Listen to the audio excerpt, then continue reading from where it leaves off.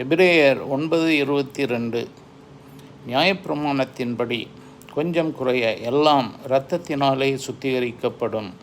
இரத்தம் சிந்துதல் இல்லாமல் மன்னிப்பு கிடையாது.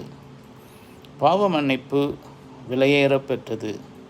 அதற்கு ஒரு விலைக்கிரயம் கிடையாது. ஏனென்றால் நம்மை சிருஷ்டித்த இயேசு கிறிஸ்து தம்மையே பலியாக கொடுத்து தம்முடைய இரத்தத்தினாலே நம்மை ரட்சித்து இருக்கிறார். நம்முடைய பாவங்கள் அவரில் மாத்திரமே மன்னிக்கப்பட்டிருக்கிறது.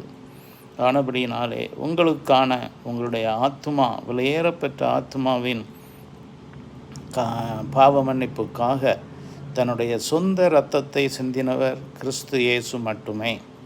அவரே சர்வ சிருஷ்டிகர், சர்வ வல்லவர், சர்வ ஞானம் படைத்தவர். உங்களை நேசிக்கிற அவர் ஒருவரே